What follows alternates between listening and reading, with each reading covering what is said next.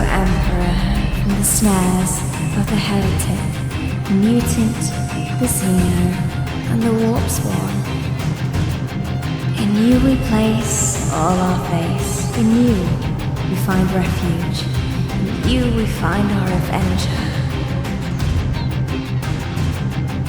Lead us forth into legions of humanity's foes. With thy spirit and give us the courage and capability to slay the foes in every battle we are compelled to fight, though they last until the end of time.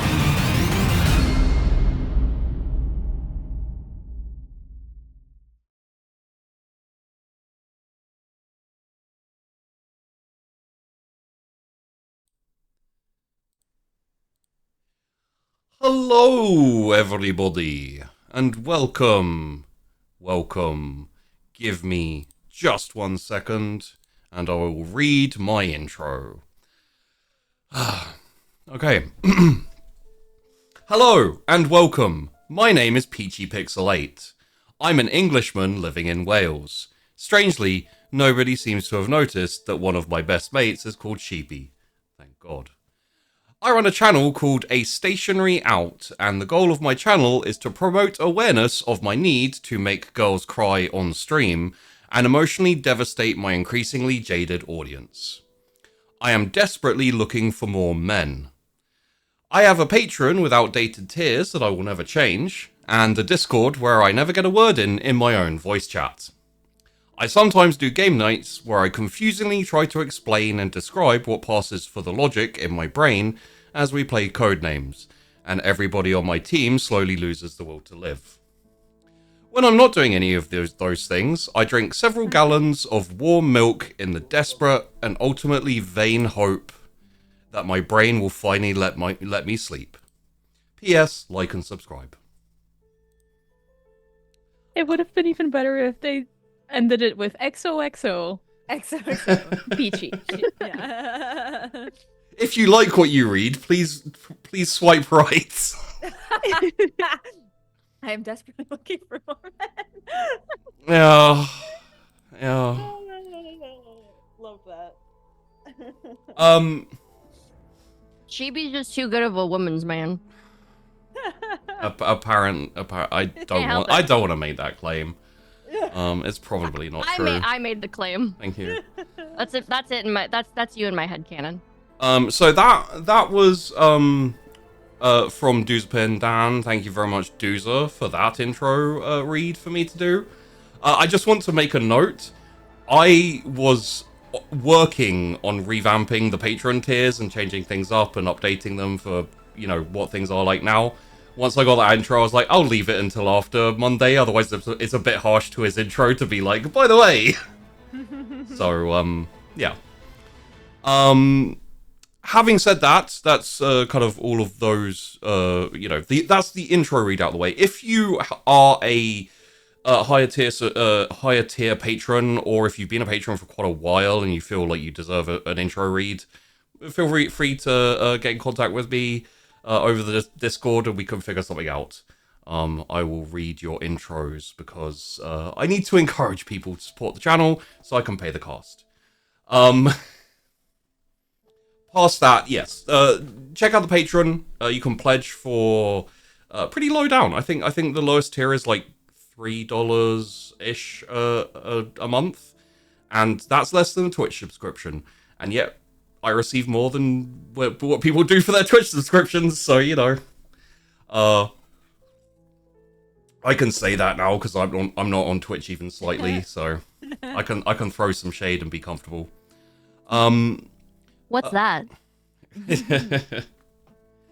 Past that, this is the finale of Conventual Warfare. Next week will be no episode, and the week after that should be Berserker. However, things are a little bit getting figured out, so be prepared if there's like a week or 2 weeks break before the next episode. Each episode. Yeah, just come back, like in the animes where they just have that one random episode that's not in the timeline, and everyone's It's just not on the canon, beach. yeah. Everyone's just on the beach for the. We'll come back next week with conventional warfare, just like beach episode, not on the timeline, just a random point. Everyone's happy. We can get Safi's character and Ellie's character back, and Peachy as well. Yeah, they're all alive again because it's not canon. Yeah. So, with that said, I'll probably mention it at the end as well, but thank you to the many cast members who have been on Conventual Warfare. We had quite a few, and some of them are with us no longer, as in their characters. They're still with us.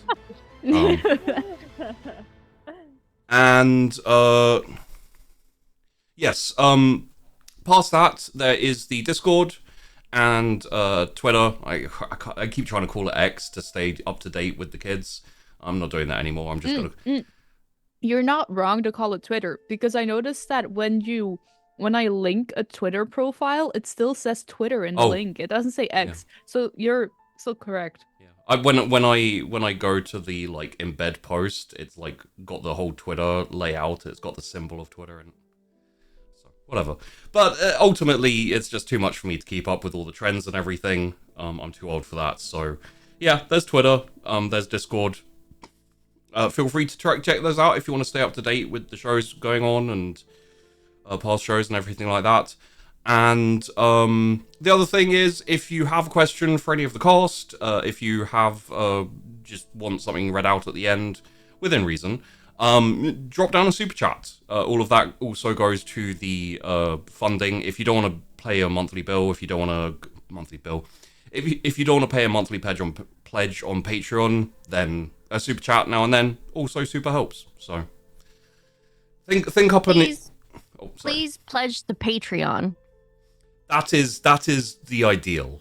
However, if that's not ideal for you, then feel free to throw down a super chat, think up a question, and pose it for any of the cast, myself included. Again, within reason. There are some things I will not read out loud. Although, as you can tell from the intro, I don't mind reading out horrific slander about myself. About myself? Fine. About others? Nah. Self-debilitating humor is the best. Yeah. True.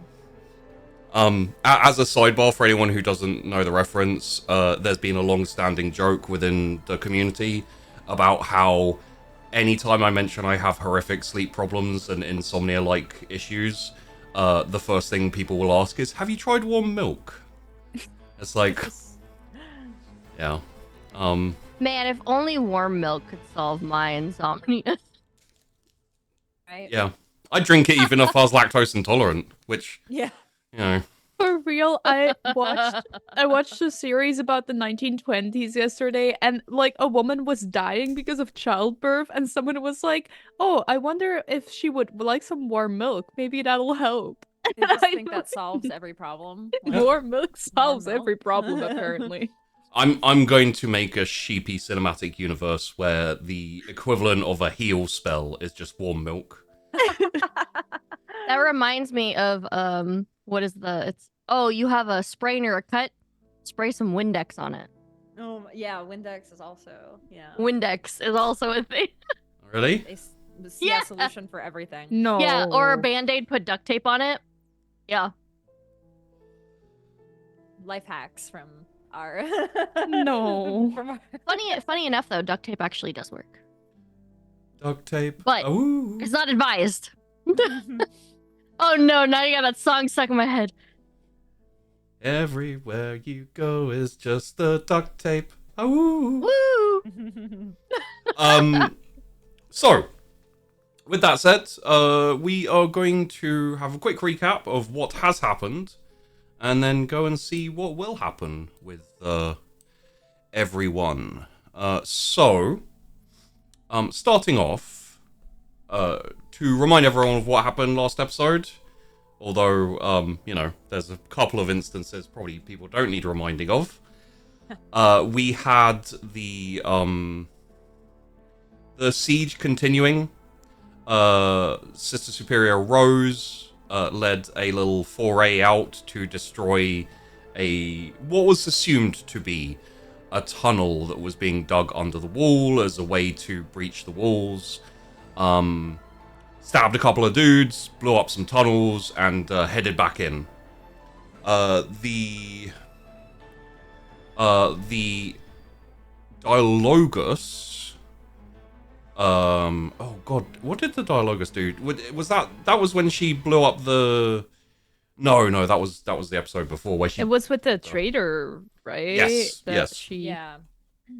There was an instance with some Calliades and the Commissar, where they investigated a charge of cowardice by one of the sisters, who said that a PDF sergeant didn't cover her, basically hid and waited for everything to be over. He was found to be guilty, and the sister walked in, shot him, and then justice was served. Justice. Yay. And finally, there were essentially Sister Helestri was going over research notes and trying to make sure people were healed, and the Canoness Commander was essentially overwatching everything and trying to keep everything from falling apart as resources dwindled, as ammo started to become looking like being more scarce, and the prospect of leaving the planet with any amount of people starts becoming slimmer and slimmer. At the end, towards the end, a man stood up, essentially on a soapbox, and started chanting. I believe they were chanting along the lines of Laxith, which we found out meant a demon, no less a demon, but a bloodthirster of Khorne. The tunnels that were being dug were not in actuality tunnels to go under the walls. They were tunnels to form a essentially rite of summoning circle, magic circle, etc., to summon this demon. They then formed up massive waves of troops, charged them at the gates, getting ripped and torn apart at night, and the blood pooled to form a bloodthirster, the one known as Laxith Skullclaimer. Yes. So we left off last episode with the bloodthirster having been summoned and essentially shouting out to the people behind the walls, challenging them to come out and entertain him for a little while. Otherwise, he'd just kind of stomp in and crush everything. Which, we can probably guess he's going to do that anyway, but, you know. Khorne loves a good old duel, scuffle, blood, blood, skulls, all that kind of stuff. Likes playing with his food. Yeah. There are aspects of Khorne that enjoy the honor and,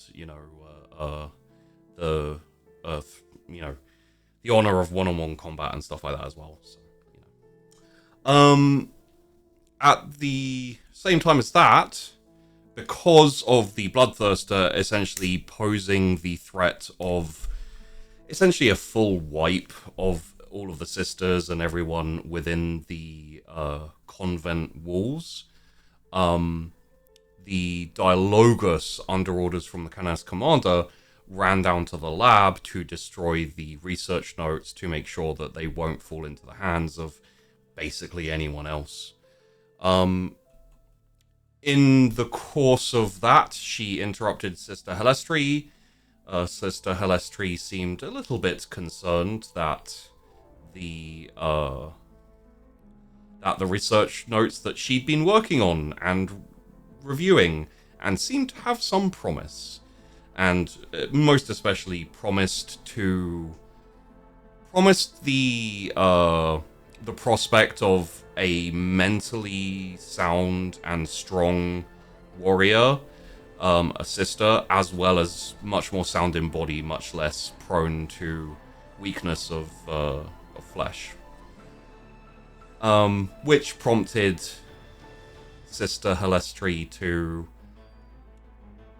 kill the Dialogus,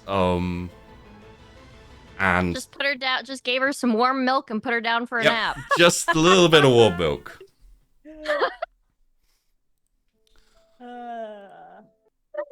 So, we are going to fade in today at the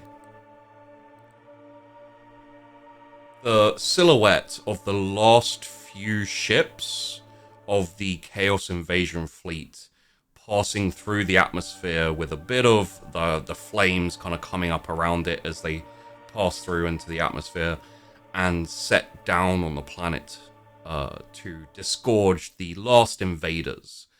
At this point, we are talking millions of soldiers, of crazed cultists swarming across the planet, the hive cities starting to fall one by one as ammunition and supplies run out, as the number of people able to fight back decline, and in the distance, a ship battle begins as the forces of chaos change their target from the planet of Calliades to the recidivists, the secessionists, who didn't fall to chaos, but withdrew themselves from the Imperium. At the same time, the camera swings around to the other perspective of the planet, looking in the other direction, away from the space battle, as a blue-black kind of storm cloud cracks and opens in space, and we see the beginnings of a ship start to poke itself out of the warp hole as the ship exits out of the warp reasonably nearby the planet. Having said that, the camera perspective shifts down into the lab underneath the cathedral, the lab that had been prepared for the Magos, which is now, well, I think we should find out what type of state it is in as we check in with Sister Helestri. Sister Helestri, what are the actions, what are you doing straight after having having stabbed the Dialogus a couple of times?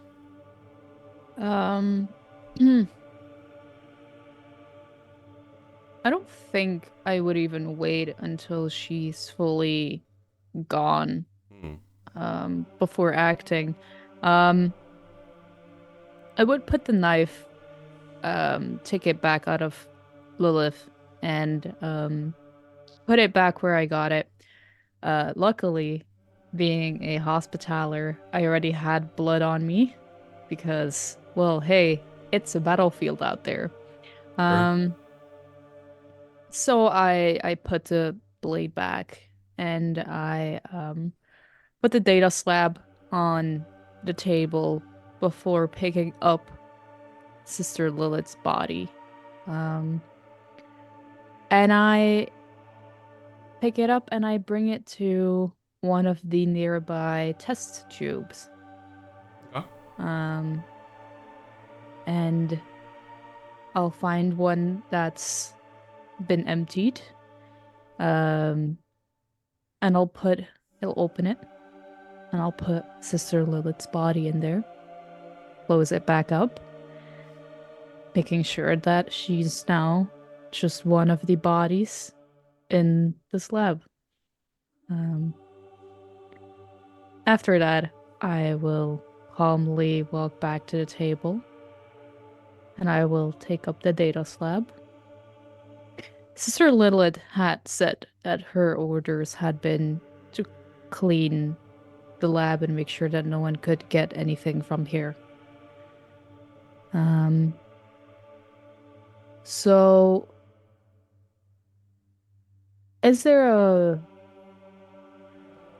um Well, there's a few options for you here. yeah, I want to check something. Okay. uh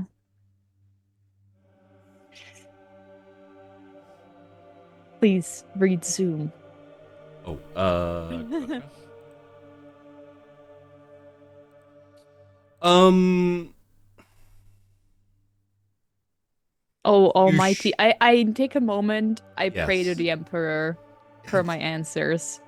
So, what I will say is you have a few options here. You have the ability to flush the data, like all the research data, everything like that. I assume Sister Lilith did that because I That allowed it was to happen before oh she. Yeah, yes, yes you did. because I was like, it's fine if she deletes it. That's a good She also point. needs to do that. To So the data. the data is flushed already. The only thing left of the data is the data slab. I'm just wondering if I need to do anything with the lab. So you could set the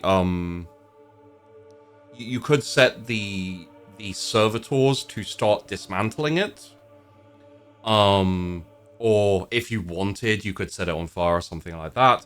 Given the situation, it's looking like this whole place is gonna fall anyway. So I would say, unless, like, I wouldn't say like setting a fire or anything is necessarily going to do anything. There's no like charges set that you can set to detonate within a certain time or anything. So aside from setting the servitors to dismantle the lab, there's not too much of more you can do in that regards. And then I also think that the whole point of this is that Helistry wants it to look like Lilith did her job. So with that in mind, she will pick up the data slab and make sure that like if there's any stray blood or anywhere, she'll calmly clean it up with her equipment, making sure that there's no trail or anything. And as she takes a last glance around the lab, she will leave it and go towards the entrance and indeed give the command to the servitors to start dismantling the lab. Okay. In that case, as the servitors move from their guard positions to moving inside the lab, you start to hear like the twist and clank of metal. We move up to the nighttime air and sky, and the sisters and other defenders of the convent having been presented with a challenge by this bloodthirster demon. So one of the first things that will happen once everyone's kind of shaken off, and quite quickly I think some people will shake off that, in the reasonably surprising quiet, proceeding right after the summoning of this bloodthirster and its kind of challenging roar, the commissar, Collier Rolat, immediately comes to you, Canoness, and salutes and says, Canoness, I would like to gather my remaining PDF troopers and the remaining guardsmen. I will lead out a detachment to distract this demon, to give you time to prepare to deal with it. Understood, Commissar. I think that would be best. It has asked for our strongest, which is all of us collectively. but we will take time to prepare. I am going to prepare our holy relics, and we will be suiting up for battle. So if you, in the meantime, can provide that distraction, I think that would be best. Your service to the Emperor is much, much appreciated, even in this. The Emperor protects Canoness. Yes. And he, there's kind of like he moves and shouts to a couple of his subordinates who essentially dart off and start calling and gathering the remnants of the Imperial Guard, the remnants of the PDF, the ones who haven't died yet. And within about a couple of minutes, they are assembled in reasonably ragged lines, but assembled nonetheless. During this time, my assumption is that the sisters majorly will move off and start like hurriedly getting prepared, like donning sanctified battle armor and any kind of like special weapons. We're getting the fancy armor on for this one. Yes. Like we get like all of the super like high end, like we usually, you know, if we're going to like the Hive We're bringing City, out the Yeah. Louis Vuitton. we got like the things that have like the things on the head. I'm trying to think like the headgear that has the cool like gold with the fleur-de-lis in the center, and like we've got all of the I'm trying to describe the proper, like I'm thinking of the miniatures right now, like some of the ones that are yes. just like super decked out. Like we're not wearing just the standard Sisters of Battle armor, we're wearing like the extra decked out battle armor. Yes. I actually forgot the terminology of it too, and I can't think of it. And I'm like Yeah. sitting here trying to like. yeah but Sister? What is it called? Sister, bring my good ass-kicking boots. yes The gold-plated Sister? ones. yes. Just bring out the Louis Vuitton. But Yeah, yes. Bring the boots with the red bottoms. Those ones. We'll pay a moment to that in a little bit, but what I will say is the commissar, and as a sidebar, just to keep everyone up to date with who's doing what and everything, the lieutenant in the engineers, Curland engineers, the one who was, you chatted to a few times, and you've had the lady lieutenant. She was from the Curland engineers. Yeah. Yes, that one. Just Yes. purely because she featured a little bit, she is part of this. She has survived till now, but she's going out with the rest of the PDF and the Imperial Guard. But yes, the Commissar Rolat, as you are all preparing, you will hear him projecting himself over the loudspeakers as he essentially prepares to lead out his troops, or the remnants of the PDF and Imperial Guard, to delay Skullclaimer for as long as possible. And you hear him say, you all know we step out to our death. We have one aim. Time. Every second more you stay alive increases the chances for the sisters. We have no further retreat. I see no heroes in front of me, only soldiers prepared to do their duty. And as your commissar, I have pushed you from behind. Now, I lead you from the front. I go to my death first, knowing my purpose and confident in those who follow. Now, let us be about our business, brothers. There's kind of like it's not super loud and it's not super enthusiastic. It's not like scared and depressed exactly. It's just kind of resigned in a way,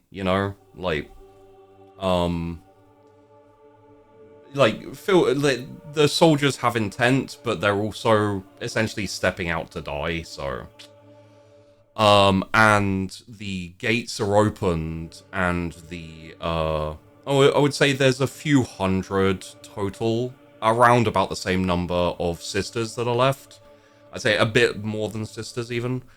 As they step out and kind of charge out las guns, a few bolters, even the ones that they managed to, well, they were allowed to take from fallen sisters. You do not have much time, most likely. This is a horrific demon of vast proportions, and essentially their whole goal is to make this last as long as possible. They're not trying to kill the thing, essentially. So you hear the sounds of fire as the gates close, the sounds of fire, screaming. You see like big bursts of like light as well in the darkness. Presumably that thing's sword like going off as it hits someone. And screams and etc. as well, obviously.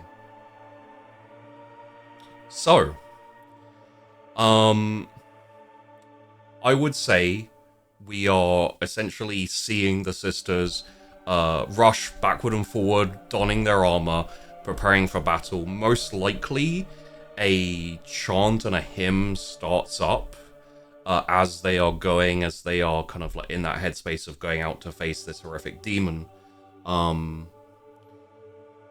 My question is there anything during this flurry of activity that either Sister Superior Rose or the Canoness Commander would like to issue orders or put forth any directives? My wondering here is like, what's do we have a plan further than let's hit it with sharp things, or? I would say we prepare so we just prepare for everybody to go out together. Okay. And we prepare our holy relics. So Minerva will head to the room again where she does all of her speeches, and there's probably all of these like things of fire, like the braziers of like of fire, and like some of them probably even like holy fire. So she will grab and prepare them, these like various braziers of holy fire, and begin handing them out to the sisters, and like she'll do like a anointing of them, and anoint all of our other weapons and sanction them or whatever, and get them all ready to go. It's basically like making sure our weapons are sanctioned in holy fire and goodness. Yes. And faith. Faith is what drives us. So yes, that's about it. That's my preparations. I would say as you all getting prepared, as your armor is being clasped onto you, and you know the pauldrons and the gauntlets and everything, Zitra kind of like hurries in and kind of like bows her head next to you, essentially like how she always does when she's like, I have a message for you, but also you're busy, so like, you know, essentially when you're ready you can hear what she has to say. Report. Canoness Commander, the transport ship is, to the best of our abilities, ready for travel. However, it has minimal supplies, and it will not host too many people for the evacuation. If you like, we can start storing more in there. However, it will take some small amount of time. Yes, begin getting everything prepared. Get us everything till the last minute. Reach out to me, and we will then begin the evacuation. But as we begin and prepare to fight this fight, please, if you would, get everything ready for us to leave. Yes, Canoness Commander. As a question, this is me, not Zitra. Do you have a list of the people who will be evacuating with you? Like, has that been given out? The final list, I think Minerva took a lot of time, so she actually probably at this point will have the final list ready that Okay. she will hand to her. So obviously as many like civilians and refugees as we can, but I guess as far as our internal military here in order, we have about 10 Yep. slots. And I think Minerva will have herself. I think I would bring the twins. Oh yeah, you're taking Sarah and Zitra. I think they would be useful Okay. to have moving forward, and I don't know how useful they would be on the planet, to be honest, fighting. So, or actually, this is dark. What if I leave one of them and take one? Oh shit.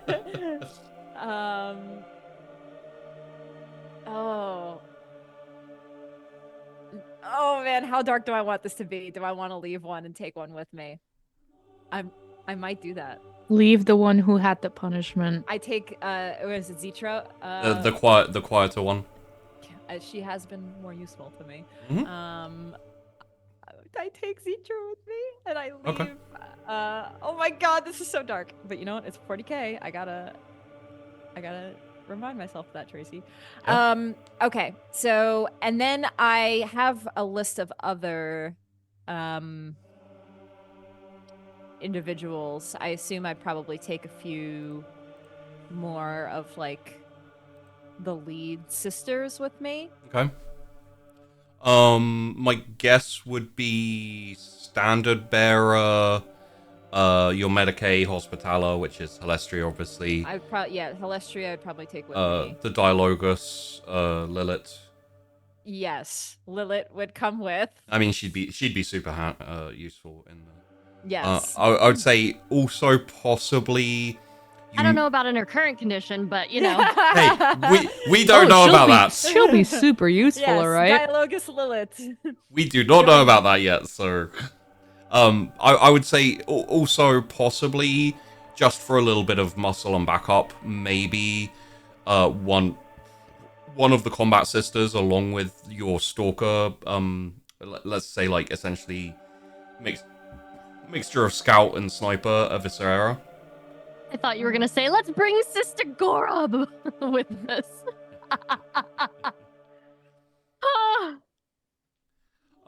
So around about that, like a couple of let's call them grunts from the command squad as well, with the like standard bearer and the more utility people. Yes. Okay, that makes sense. In that case, Zitra will receive the list. I think I just got somebody at my door, a package Oh, delivery. One moment. No problem. BRB. So yes, the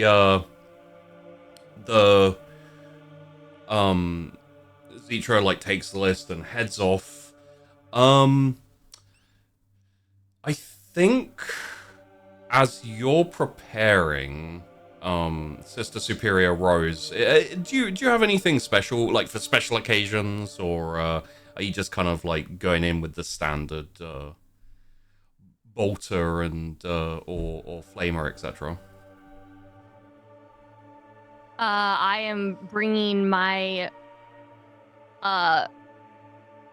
electric bolter Okay. with me, and I am donning a little bit different of an outfit. It's a bit more gaudy, but it's like definitely covered in a lot more seals. Right. And I like have like handles on both of my pauldrons, like lit and melting. So definitely a lot more like going out. Like Candles. Sorry, I thought you said handles. I was like, oh, what? handles. Yeah, all the handles. I was like, what? Is someone like riding on the back, like, go, get me closer? Yeah, no, I'm definitely donning that. All right. I have like an extra pistol and like maybe like 2 daggers, 1 on each boot. Yes. I am ready. I am armed to the teeth. As with a lot of 40k, lots of spikes, lots of things that kill. And basically, the good guys have lots of spikes and skulls on. The bad guys have more spikes and skulls on. So you can always tell who's good and who's bad. It's never confusing. But that's what I'm doing, is I'm preparing. In that case, we will slip forward a little bit, as the Canoness and the sisters, seconded with Sister Superior Rose. My guess is, and I would say that you would both know this as well, at some point in the battle, or like at some point fairly soon, it's very likely that the Canoness is going to have to leave and jump on that ship, and that ship's going to leave. So, essentially, the twins are currently rounding up anyone who needs to get ready to get on the ship. Evacuees is probably not going to be a good portion of them. I'd say maybe about 10% of them at max will be able to get on that ship by the time it's time to go. And also the extra kind of personnel that you'll need with you. At that point, Canoness Commander, you're going to jump in the ship. Ship's going to take off. Sister Superior Rose, you're going to be in charge. Yep. And I would, I think like Minerva would talk to Rose about that and be like, I will be here with you fighting until the last moment that I can. Once the ship is prepared, I leave it in your hands, and you will be the new Canoness commander of this planet, fighting these demons, fighting this chaos until the very end. I will make you proud, Canoness Commander. I know you will. I will defend this place with my last breath and make the Emperor proud. I will walk in his light. We'll be with you. And even in death, we serve. Basically, Minerva's like, yeah, you're probably gonna die, but that's what we're here for. Yeah, and Sister Rose she's completely like stone-faced serious. Like she knows what's gonna happen. She probably, she's like already thought of the outcome that, like if, there is a high possibility that she might not survive, but she's gonna do everything in her power to make sure that like the Canoness Commander gets out with everybody on that ship. Yeah. I mean, the Commissar and the guards and PDF have already gone out with mostly a brave face. So I don't imagine Sister Superior Rose would be like, you know what, I don't really want this job. Like, she's gonna be like, yeah, no, I'm having second thoughts, How great is the Emperor really? Like, when we really get down to it. I think there's only space for one ridiculous heretic in this sisterhood. Yeah. As a sidebar, before we get back into it, I did notice that in the Zoom it's Sister Herestry, and I was like, man, 8 episodes and Syrinx can't spell a character's own name. And then I was like, oh wait, yeah, okay, I get it. Yeah, it took me... I got it from originally from someone in the comments last episode. Oh, yeah, that's okay. But yes, it took me way longer than it should have for me to like clock onto that. So yes, with that said, the sisters line up out in front of the gates, ready to be opened when the command is given.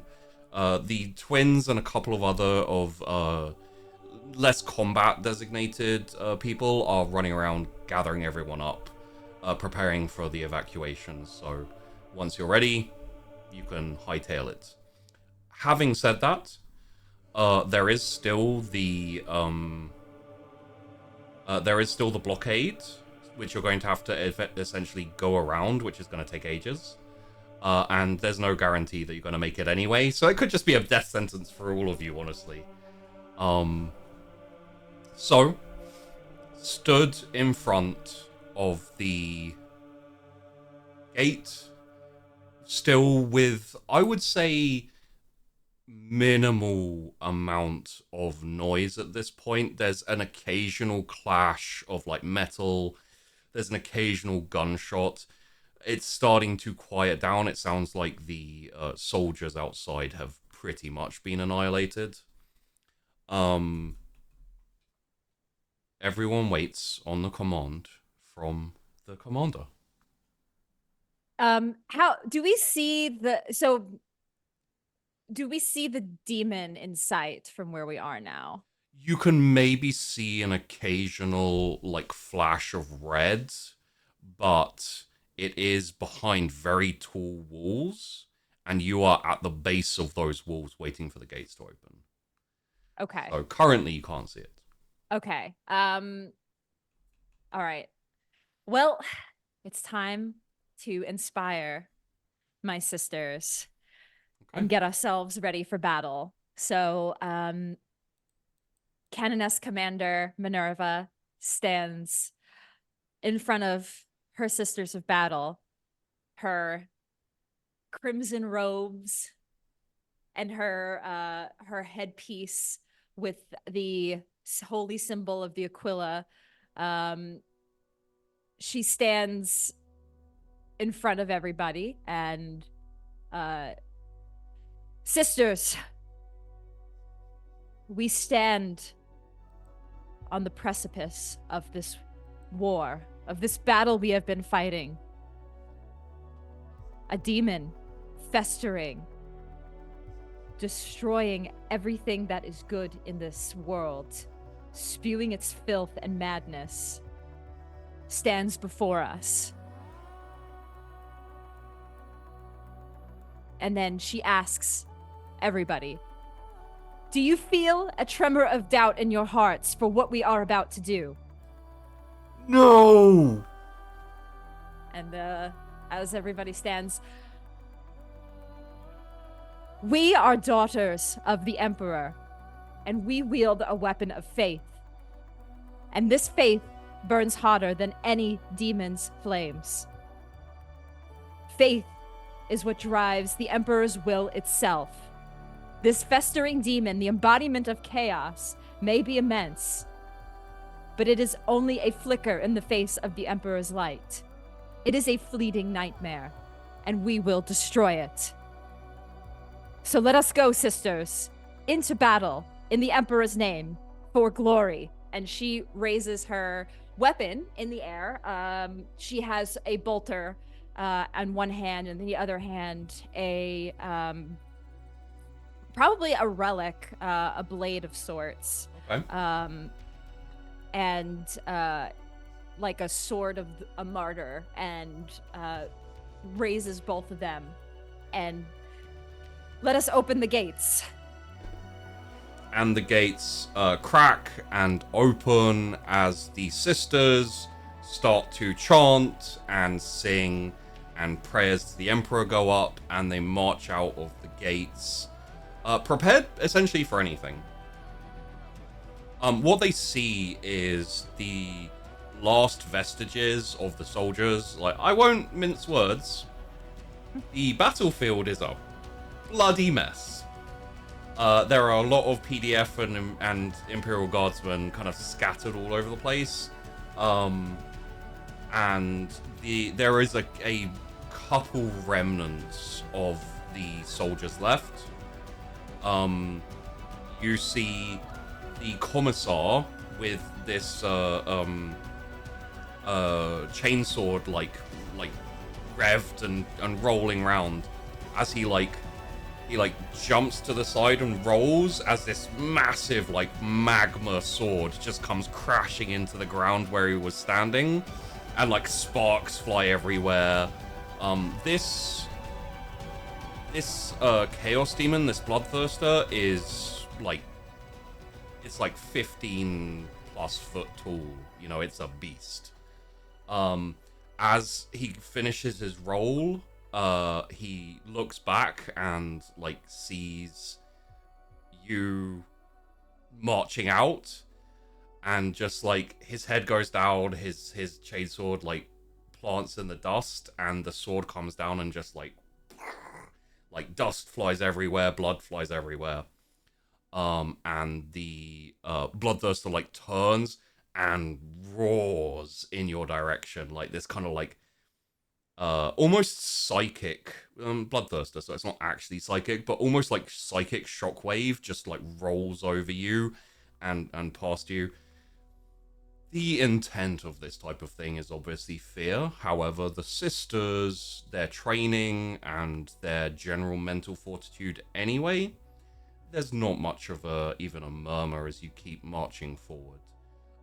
With the Canoness Commander in the lead, along with Sister Superior Rose at her shoulder, you light up the relic sword, which has just a very slight like blue-white shimmer move over it as you move forward with your sword and bolter. What's the... I kind of want to taunt this demon, and I have an idea in my head. I thought about this. As I know, it is a demon of corn. I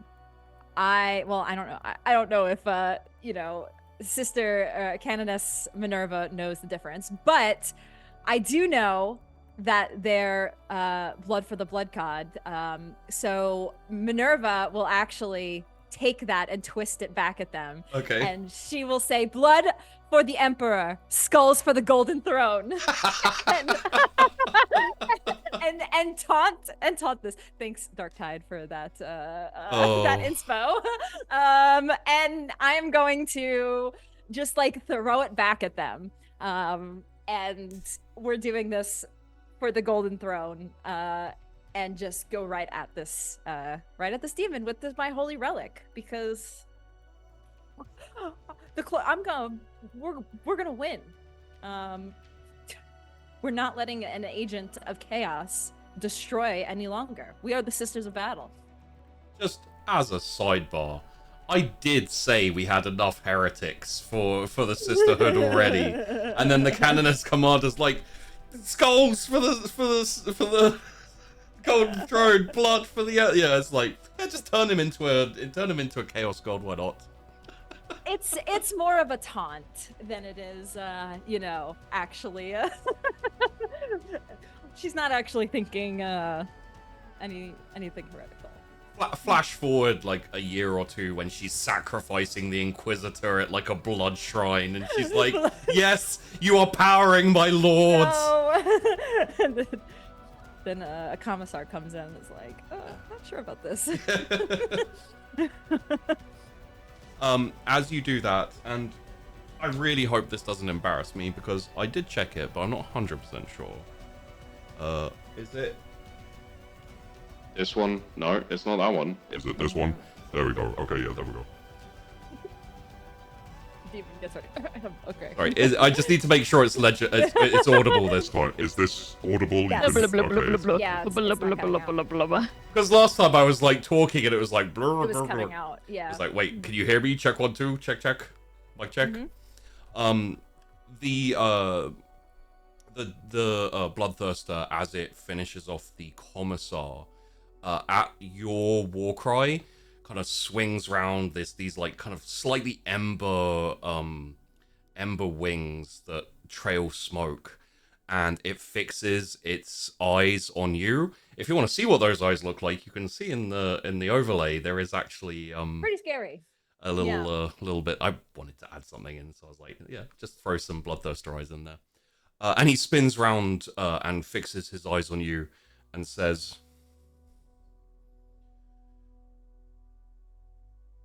Foolish to come out after I have destroyed hundreds of you already. All you have done is add more trophies to my lord's throne. Come then, warriors of a defunct Imperium. Your god lies dead.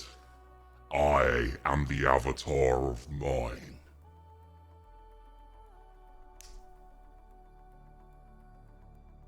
We shan't let your foolish words impede our will. We are stronger in our faith and valor than hundreds of your unwilling servants of a disgusting god. You will perish now, and this will end. And sisters, let's march forward. And the sisters start marching forward. Are they good to start firing, or is that? I think, yep. Okay. In that case, the bolters start to sound. Just to check in quickly, Sister Superior Rose. Like, I'm assuming you're joining in the fire, or. Oh, yes, I am. Mm-hmm. Okay. In fact, it's if I see several heretics approach me, they start talking. I point my gun at them and I say, "Best hold your tongue before I cut it out." Okay. Just as a sidebar, you currently the general chaos forces are still back at their trenches. The ones who hadn't, charged it. There's a lot of them left. But the one you're currently facing is just the bloodthirster. I say just as if it's not like ridiculous itself. I say to him, "Hold your tongue."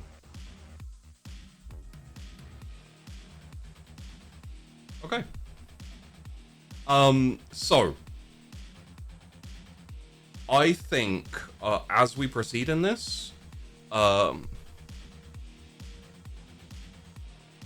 seeing as this is essentially a group battle in the sense that there's a good 150 to 200 of you and one of him, it's still going to take a lot to take him down, honestly. But I think the more important thing will be both of your individual efforts. So, if you get your character sheets ready, I will shift very, very quickly just for a note for the lab. But yes, I will need decide on whether you're firing, decide on whether you're going to go into melee, and just give me either a weapon skill for melee or a ballistic skill for shooting, and we'll revisit that scene momentarily. Sister Halestri, just to update what's happening, as you are finishing up in the lab, or possibly even like headed towards the exit. Headed out from the lab back up towards the outside.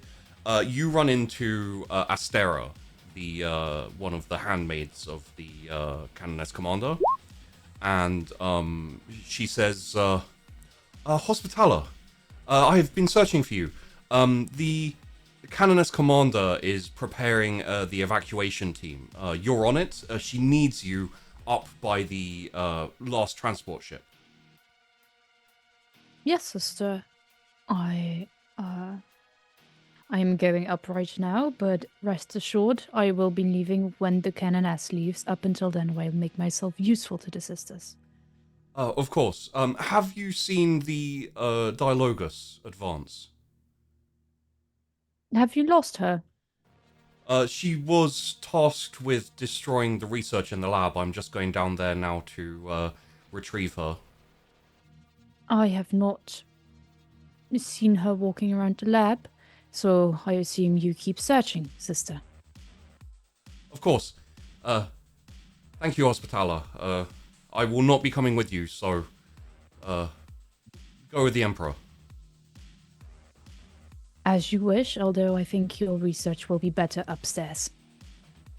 And she keeps she- like, yeah, she kind of walks past you and keeps like down the stairs towards the labs and so forth. And Helestri essentially up the stairs. You know, there's a Yeah, she has every intention to make herself useful up until the moment that they need to leave. Okay. So she's assuming that the Canoness will have to go from the battlefield to the ship. So I think she will go and make herself useful in the back lines of the battle as long as she can. You could probably set up near the transport ship with a triage center. You know, just like set up a basic triage center to patch up wounds, send them back out there if you want. Yeah. Okay. Okay, in that case, sliding back to the Canoness Commander and to Sister Superior, along with a nice little host of Sisters of Battle who are currently firing at the Bloodthirster and moving into melee combat, let's be honest. Let's have a look at how you did. Wow. Okay. In that case, I feel like once the battle is joined, the Bloodthirster kind of like sweeps in with his sword. It bisects multiple sisters with a sweep as the fire like patters and explodes off his chest and his face and his head.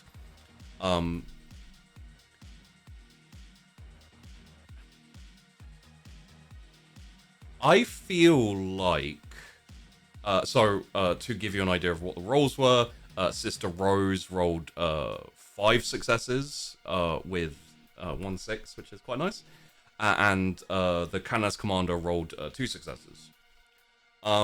With these rolls, I think that the way this will play out is Canoness Commander, you move forward to engage the Bloodthirster, and as the sisters make space for you, these like wide cuts that the Bloodthirster is making, that's kind of like ripping through a few sisters in the front lines. You move in, and as it makes another one of these sweeps, the blade just stops as it's like cutting through the ground, as you're like holding your weapon to the side, and just like stop with a massive kind of shockwave thud as your boots in the dirt just kind of like scuff ever so slightly under the pressure of the force of the hit. The eyes of the Bloodthirster flare as it is like, oh, okay, we're gonna do this, are we? And it raises its blade again and like swings it down at you. Feel like, what I will say is, based on your dice roll, you are not a match for it. However, you are able to weather some of its blows. So Yeah. I think Minerva would try not to back down, but she may call for backup for more of this close combat. So she'll try to kind of defend against it and hold her ground, but realize it's a struggle. So she would actually call to Sister Rose. Sister Rose. And yeah, she would call for backup. Well, what I was going to say is, Sister Rose, seeing as you rolled so well, would you mind if I add a little flourishing for the Sister Superior? Yes, I would love it. Okay. If you described how I cut right in. So, essentially, after a couple of the blows, you are, Canoness Commander Minerva, you are, like, driven slightly down to your knee as essentially this rough, harsh, like, hot, demonic blade. You parry it, but it keeps that like, shockwave is like draining your strength. It's kind of like jarring your muscles. At which point you see the bloodthirster raise its weapon again, and you're starting to wonder like how many more of these hits you can weather as you hear this like loud not aggressive, even just loud angry cry of "for the Emperor!" And you see you have if you both are cool with this, because you're not using your power maul, you know your big like mace power weapon, you've given it to Sister Rose to to wield in your place. You see the Sister Rose charge forward as the demonic blade is raised and just swing round, and the power maul goes straight into the knee joint of the bloodthirster, like knocking its knee down so it kind of like falls forwards, and its hands like with the blade like hit the ground and its head is forward, and then another swing of the mace just comes and like smashes it across the face and cracks its horn as it's like knocked to the side and staggered backwards, and you see like this horn crack and this kind of like magma red blood just kind of dripping out from the top of the head and over this like these like cracks in this horn. At this point, the bloodthirster eyes switch to you, Sister Superior Rose. And you hear this kind of like low growl, kind of like guttural from the throat. And it starts to swing down towards you. So, I have a question here. You've taken a few casualties. Like the sisters have started to get lost to this bloodthirster. The damage you're doing is decent. Canoness Commander, at this point, Sister Superior Rose has its attention and seems like she will, at the very least, be able to hold it off. Is now the moment that we go for the ship? It may. I feel like Canoness Commander is going to want to stay till the very last moment of like the minute she gets the call, like it's time, we're ready, we're leaving now. But I think Canoness Commander Minerva does not want to leave the battlefield till the very last minute. But I think she would let Sister Rose like take the point at this point and take the lead, and even finish it if she needs to. But I don't think she's gonna back down till the very last moment. Okay. In that case, I will use Ellie's character just to get an idea of how the sisters in general are doing. Okay. Okay. So 2 successes, 4 successes, 3 successes. Pretty good.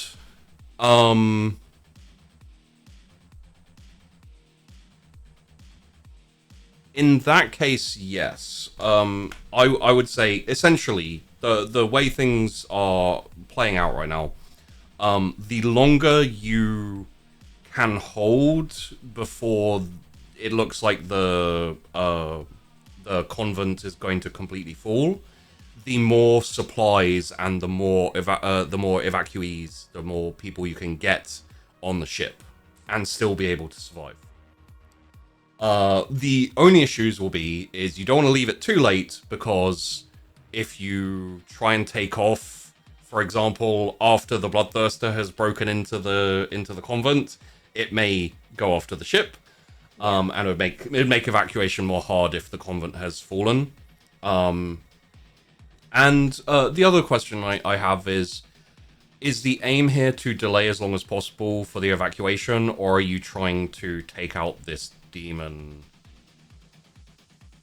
Like, I'm curious as to the mentality for both Sister Rose and the Canoness Commander here. Like, is this just about holding out, or is this about striking a blow of defiance before you leave?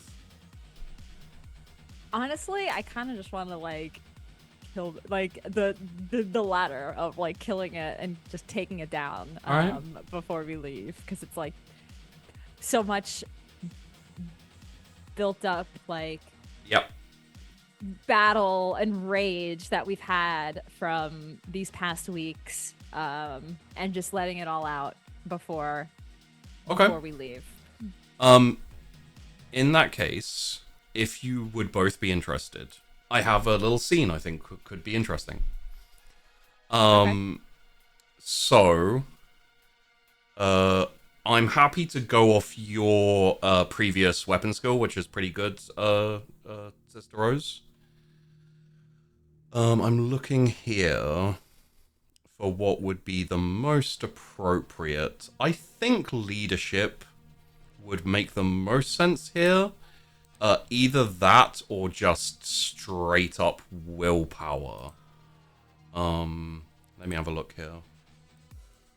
Okay, so Minerva, willpower. Okay. So, what I'll say is, Minerva, could you please roll me your willpower? Take 2 bonus dice. Okay. So if it doesn't roll the bonus dice, then just Yeah, it didn't. yeah. Roll 2 extra. You'll be good. Oh god. Okay. One sec. Let me just 2 extra d6.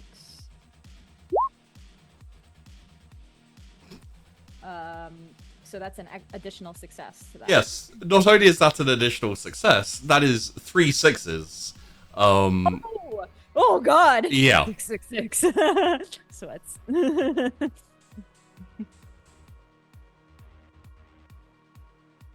Sweats nervously.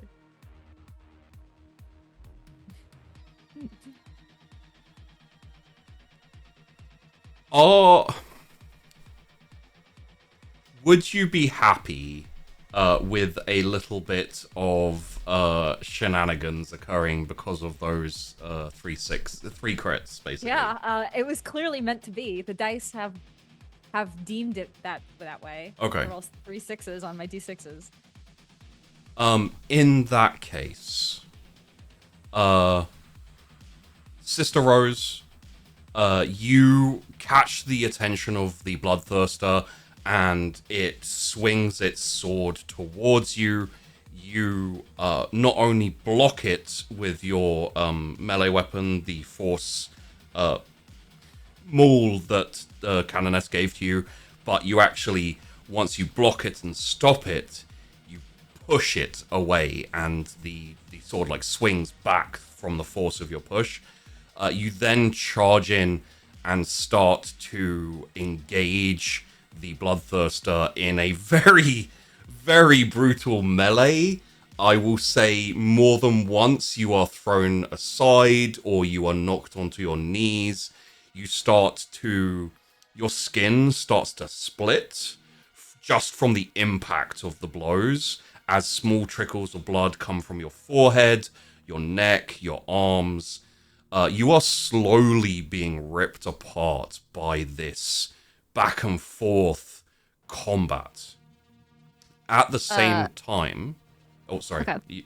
You want to... I was just going to say, she's completely unfazed. Yeah. She is pure. She is just tunnel vision. She has no regard for her safety or, how beat up she's getting. She just keeps, shouting the Emperor's name and just like charging forward each time she gets knocked down. Yeah. At the same time, Sister Minerva, you know what? Why not? You are a Sister of Battle as well. You realize that the foe you're up against is very possibly going to kill everyone. Like let's face it, the forces of chaos that are currently held at bay by the demon. Even if you kill the demon, they're just going to charge forwards. Eventually, the gates are going to fall. The sisters can't hold out forever. But there is something to what you said about wanting to strike a blow before you leave. But that force that you felt, you don't doubt yourself. You doubt the ability for your body to hold up under the force of fighting. As the Sister Superior gets its attention and starts to fight it, you realize you have a little bit of time. You kneel down and start to pray. Please, if you would like, give unto us the prayer that Minerva recites as she reaches deep inside herself, inside her faith in the Emperor, as Sister Superior Rose holds off the attention of the bloodthirster. She begins to pray, though these bolters, they roar against our hymns of war into our battle, our burning hearts, our voices strong. We purge the darkness. Emperor's light guides our step, each sister standing together. Though our flesh may fail, our spirit will soar. His name upon our lips will continue. As we walk the path, our duty calls. A martyr's fall grants us all. In death we serve his purpose still. As you chant, you feel this holy light kind of like flame within you and start to fill you with energy, with strength, with zeal, and with purpose. As you open your eyes, the rest of the sisters around you can see that you are shining with a essentially holy light. It is projecting out from you. It is projecting out from your armor. Your armor is not only gleaming, but projecting light. And as you stand up and throw yourself at the bloodthirster, your wings propel you forward across, like gliding above the ground, and directly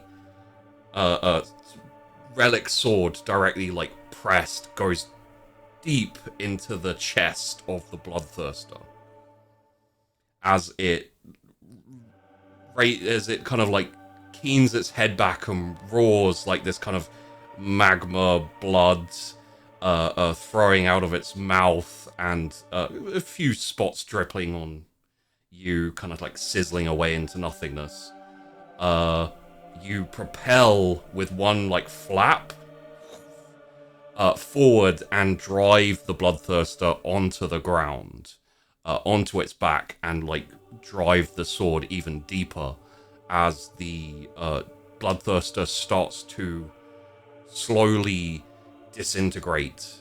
Dust from its chest, from its broken horn, starts to move away. Sister Superior Rose steps forward as well, lights up the power maul, and brings it directly down straight in between its eyes. Hell yeah.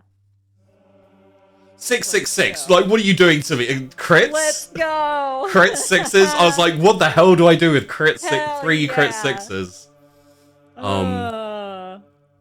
You see the flickers and of Saint Celestine guiding our path forward, or whichever our patron saint is.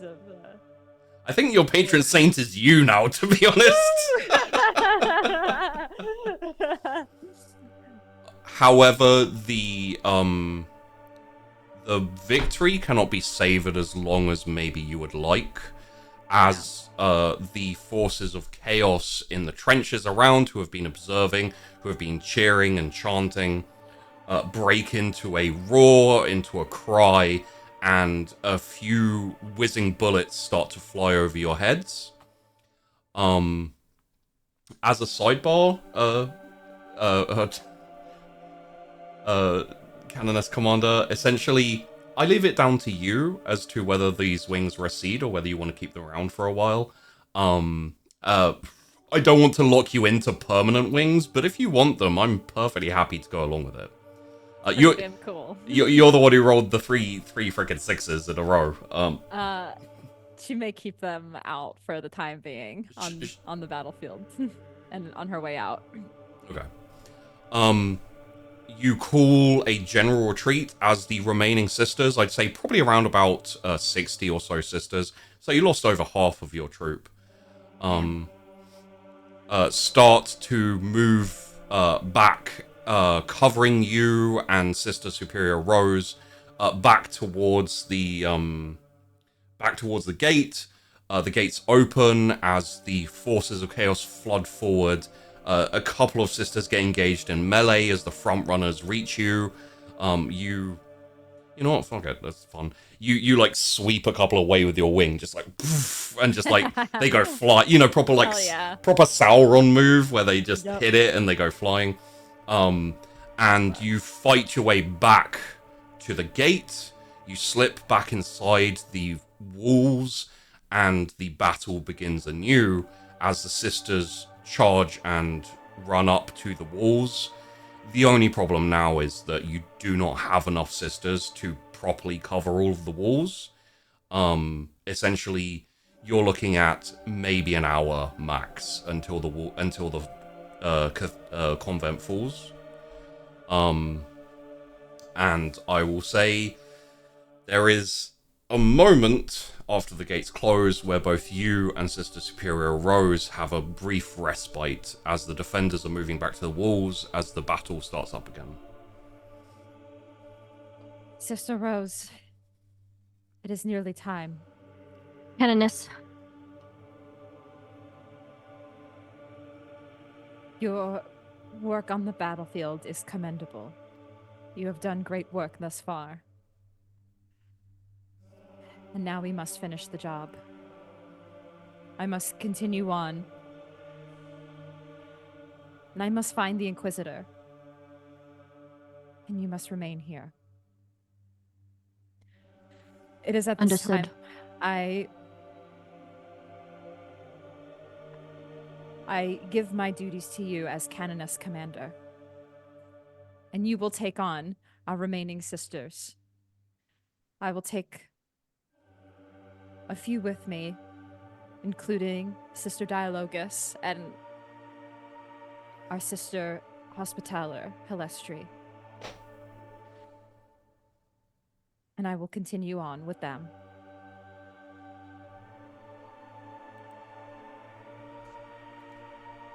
As I said before, Canoness Commander, Sister,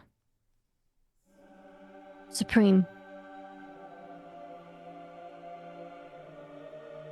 I will do my duties until my last breath. And I will make you proud as a sister. And I will continue to walk in the light. I only hope that I could be just as good as a Canoness Commander as you have been for me and the rest of the Covenant. She puts a hand on her shoulder and we stand with you, Sister Bolt. No pain, no fear will break your will. The Emperor's name guiding you till the end. I will make sure to do my duties, and I will purge every inch of heresy and treachery with bullet and flame. Then go, Sister Rose. And she steps away. I will get my last things prepared and make my way out. I'm gonna add in that at that point, Helestri kind of half runs your way, from back from like inside. When she spots you two, she puts it into a run. There's definitely a kind of like stutter as she looks at Minerva with literal wings. And there's definitely like some of the attention is taken there, but I think quicker than normally, she continues on because she has a plan here, and it's not just staring at Minerva with her mouth agape. She runs towards you, she stops short of you, and she clicks her heels and salutes. As she says, Canoness Commander, Sister Superior, I am so glad I could catch you before we imminently need to leave. Sister Helestri. She nods her head. Yeah, she nods at Minerva before she turns to Rose. Mm-hmm. And she said, as I have understood, you will be staying here, Sister Superior, and taking charge. You are correct, Sister Helestri. The Emperor shines brightly on me this day, as do the rest of our sisters that survived. Precisely. I wanted to give a last bit as I could, as the Emperor wills it, before I depart with the Canoness Commander. I hope you will be heading back into battle, Sister Superior. And she, like, from one of the belts, she takes out a syringe with some, like, bluish liquid in it. And she holds it out. And she says, I have been working on a improved boost, as to say, so A stim. See it as a last thing I can do for the convent here before we leave. I can send you into battle as you have never been before. I thank you, Sister Helestri, for this gift. You honor us and the Emperor in your hard work and dedication to the Emperor. And all I can say is, may the Emperor be with you, sister. And the Emperor with you, Sister Helestri. Thank you for your guidance. And she It has been an holds out honor. a hand. And she grasps her forearm and grips it tightly and looks her in the eyes and says, "You've made me proud as a leader of your squad. I only hope to see you once again on better terms. Take care and follow Canoness Commander Minerva in the Emperor's light." And you kind of see a little smile you've never seen before, just a little smile.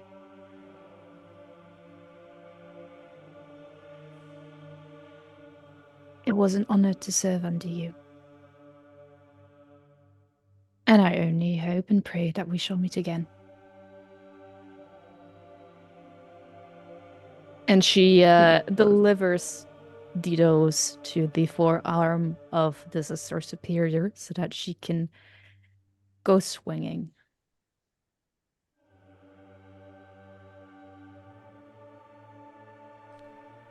She takes the stem and she walks away back out to the battlefield, and She- then turns over her shoulder and smiles,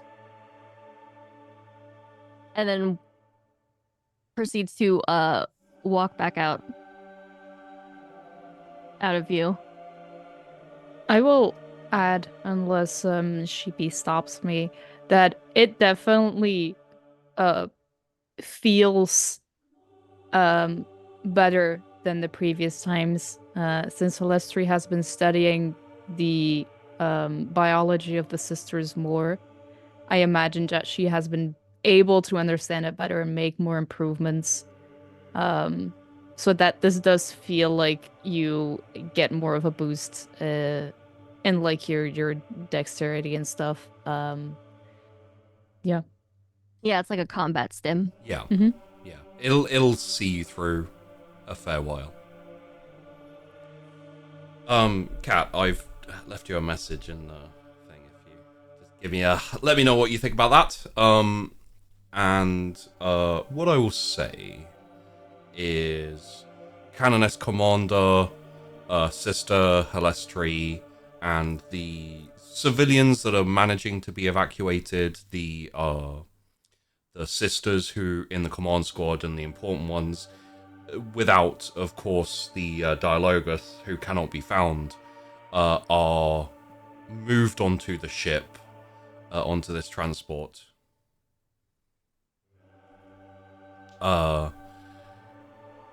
The engines fire up, the doors close, and the ship starts to take off. Inside, you are sitting there, the rattling of starting to move towards the exiting the atmosphere. As the ship takes off away, the camera lingers down on the convent. The walls of the convent lighting up with very occasional gunfire, as the outside of the convent is just a wave, a sea of darkness and flashes as gunfire, as they start to assault the walls. We can see a little shining light of the Sister Superior, well, apologies, Canoness Commander Rose, leading her troops from the front. And so on. So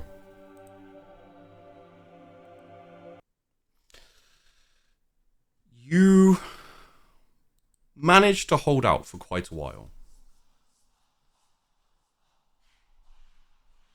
And as you are there on the walls, shouting orders, you've already taken multiple hits, a couple of which have penetrated your armor, leaving small trickles of blood.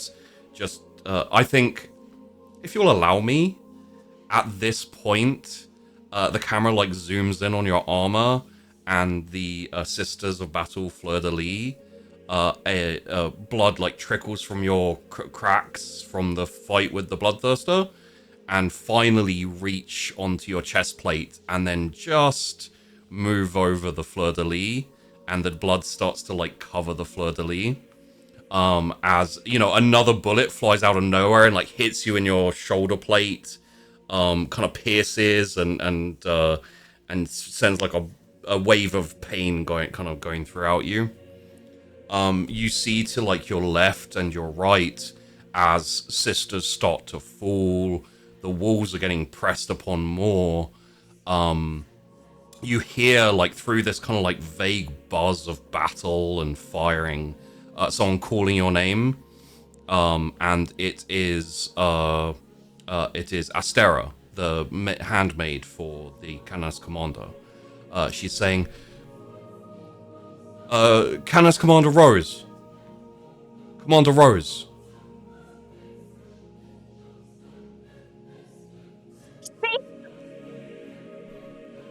We must keep fighting. Commander, I located the Dialogus. She was sectioned away in some of the research tubes down in the labs. I gave a perfunctory... What do you speak of? I found the Dialogus Advance. It seems like she was killed, stabbed in the back with some sort of sharp implement. That is impossible. She is with Canoness Commander. She isn't, Commander. She's dead. She's down in the labs.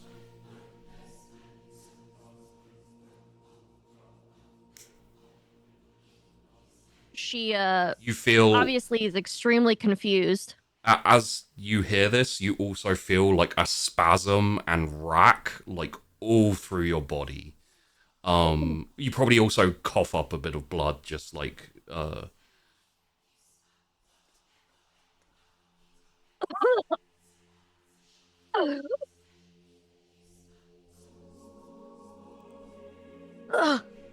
Commander, are you alright?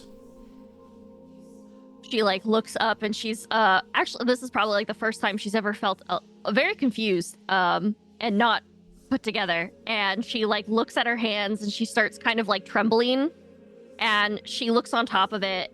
Besides the fact that it's covered in blood, she like turns and looks, and like her veins are like blue and like sickly glowing, and she's struggling to control any ounce of her body at the moment as she starts like seething and struggling to breathe, and she ends up losing her balance and she comes to a knee. Yeah, and Astera kind of like moves forward and tries to steady you, and she says, Commander, is it possible the Magos is still on the planet? It would require skilled medical knowledge to make these type of incisions for a kill. She is leaning on her one knee and coughing, and her eyes are like darting everywhere, and she's trying to think, and she goes, alas, my street. The Hospitaller? We must get a message out to Canoness. And And just... she starts vomiting up blood. Blood just... And she ends up collapsing more, and now she is now on both her hands and knees. And she shakily reaches up to her earpiece, and she tries to patch herself in. And say, the only thing you hear her say is, Canoness, no, sister. Lastry.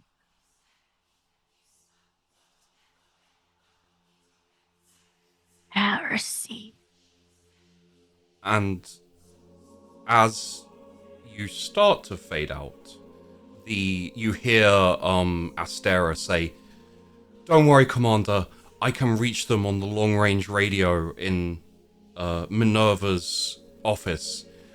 She kind of like gets up, turns, and you just see like a flash, and she falls down, crashing to the ground in front of you, with a big bullet wound like in her chest. You see like the light in her eyes dim as yours also fade out into black. Back on the transport ship, you hear the very vague and nonsensical last words of Canoness Commander Rose. You hear your name. You hear Helestri's name. I think that's probably about all you hear. You can probably safely assume that the defenders have fallen and that the world has fallen to chaos, but they stood firm and proudly. and they ensured that the world did not fall uncontested to heresy and chaos. As you keep going, the pilot comes on over the comms and says,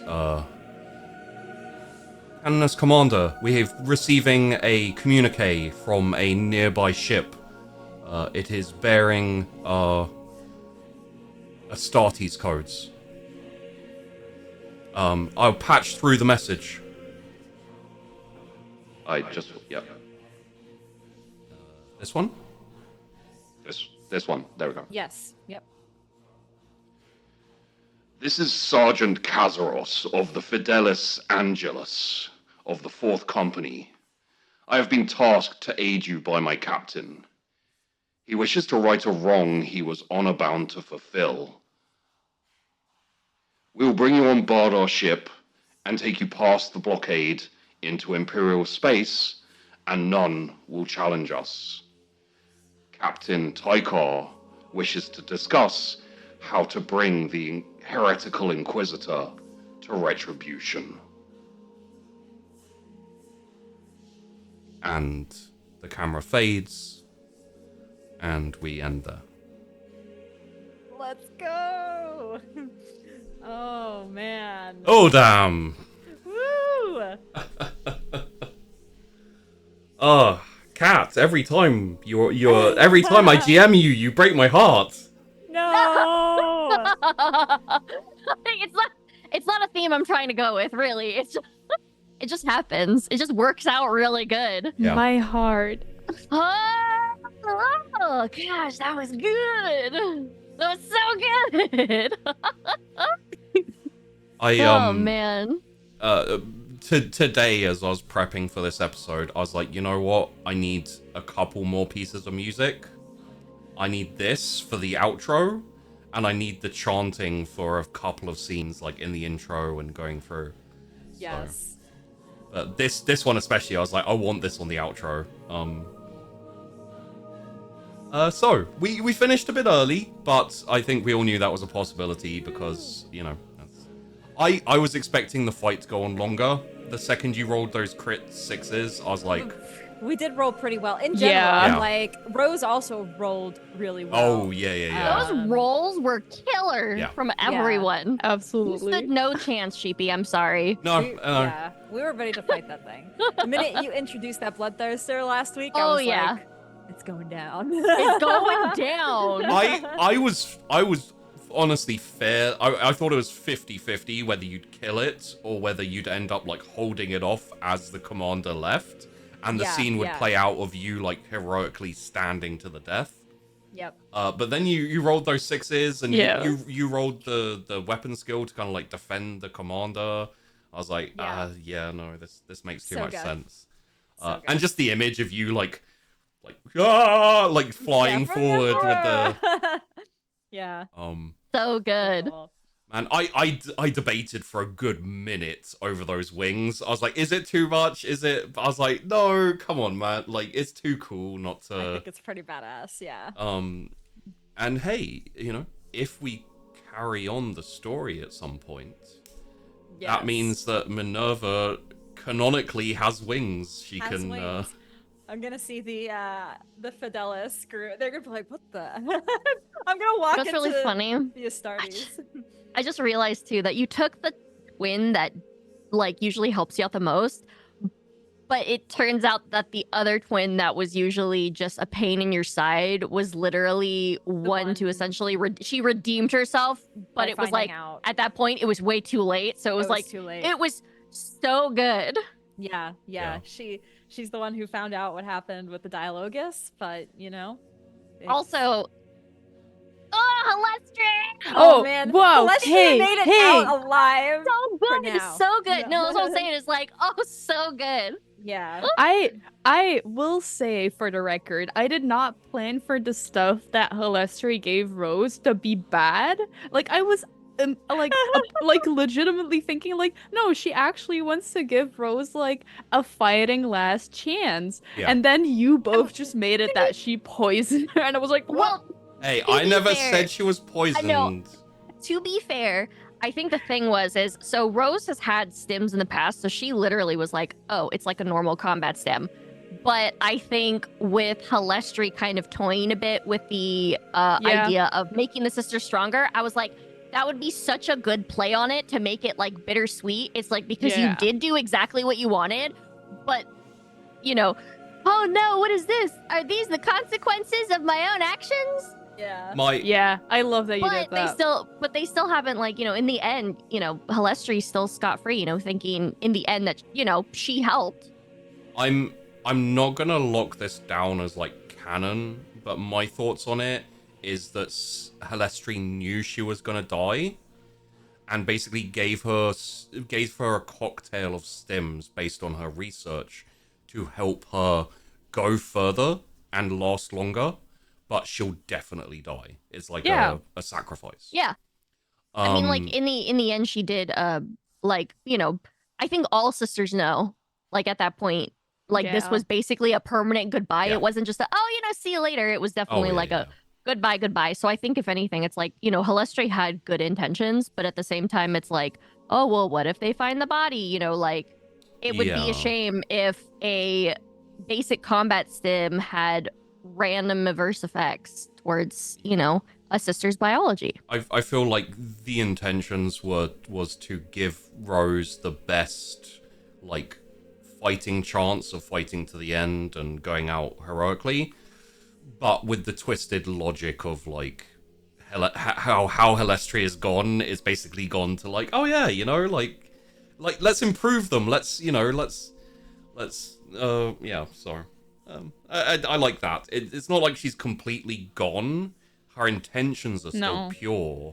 Yeah. It's just like that's the thing is like I, you know, in no way was I trying to like vilify Halestri. However, with Rose and her outlook, she was like, oh my gosh, like, you know, the body of Lilith and, you know, it hidden in a test tube and then like medical advancements, you know, like the mage is like, oh my gosh, like what if, you know, like Halestri's dipping her toes in heresy, because I remember in the beginning too, Rose basically said, you know, like to Halestri, which I love too, I love this, is like she warned her like in the very first episode too that, you know, her curiosity, you know, she best keep it to herself, because if anybody else heard about it, you know, she would be in big trouble. And so she technically followed that to a T.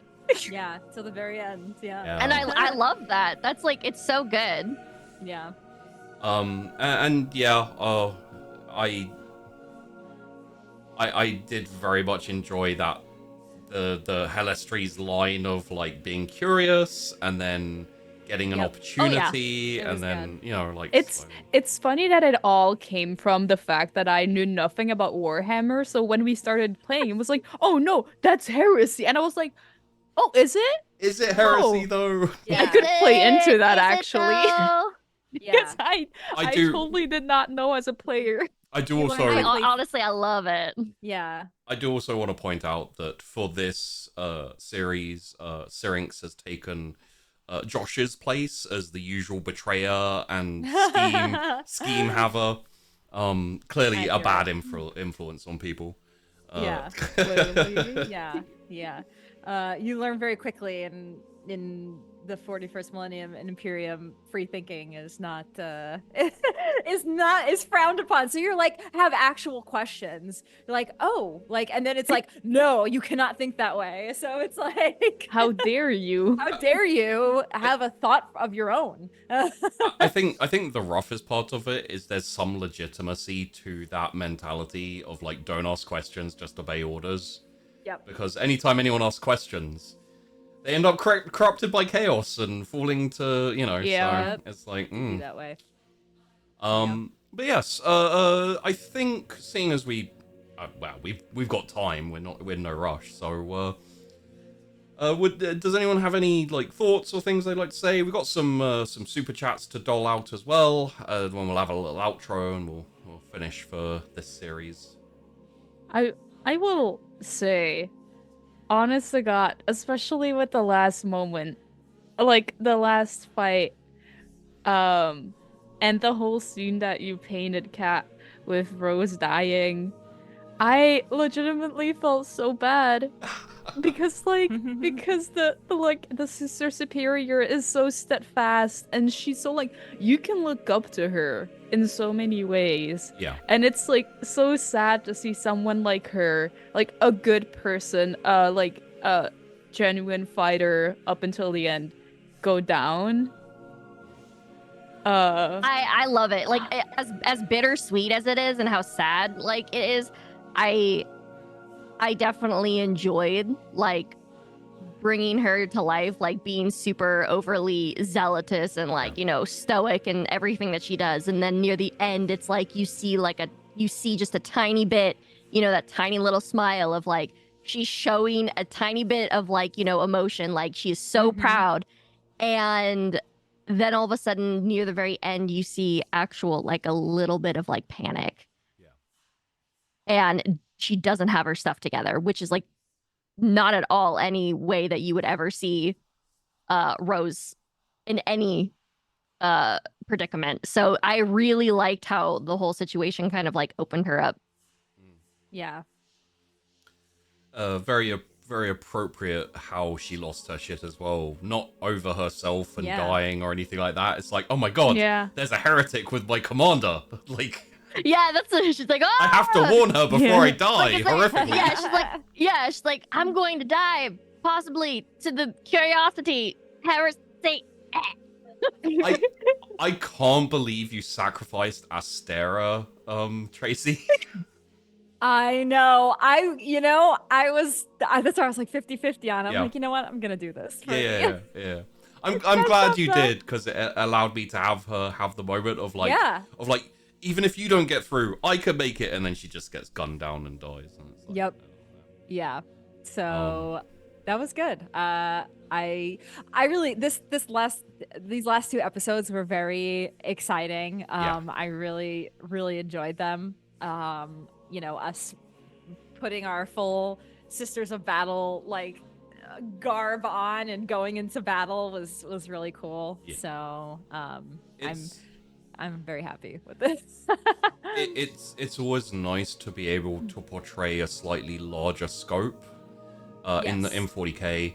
Like basically being able to go from like, we're sisters, we're holding down heresy, we're holding down the planet, and then the invasion, the hive, like rebellion, and things slowly. You use like being able to see how things go from like everything is not in control, but we're holding on, to we're being overrun, everything's terrible, time to desperately hold out and save what we can, or you know, do what our duty is. I hate very appropriate for the sisters. I hate the fact that we never got a scene of, well, because I imagine the Canoness commander as being like able to relax at some moments because she has like Rose there, and I would have loved a moment between all of the stuff happening where we just got a late night like conversation between the two of them, having a cup of tea in Minerva's room and just being like super honest with each other, like, God, and you know what's happening right now? This and this and this, and Rose going like, oh, tell me about it. Yeah, I know. Oh man, it's like we've left it up, you know, we left it up to everybody to question what's gonna happen kind of after this moment. I have thoughts, but I shan't share them. I want them. I want them to be. I shan't share them. I will leave it up to the audience to decide. Thou will hast to use thine imagination. Yes, that is how I talk sometimes. I shan't be talking any further on this. Silence. Silence. Quiet. Yes. You must use those brain cells and rub them together. Post haste. I really feel like Rose is the best poster child for the the Sisters of Battle. Jesus. I definitely wanted to make her just like, I don't think I've ever played like a hardcore, super, you know, always serious, you know, doesn't really have too big of a sense of humor character who I guess you could say is a hard ass all the time. And you never see her like relax at all. So it was actually very, very fun to play Sarah Throws that way. And I loved how like even though she would give Halestri such a hard time, I really liked how she would try it at some points to kind of like give her like a pat on the back, even though it's like it wasn't like a proper pat on the back. It's like it was like what is it? It's like a backhanded compliment. You're like, is that a good thing? Is that a bad thing? I remember you doing it when we were in the hive, and it was like a thank you. Thank you. I think.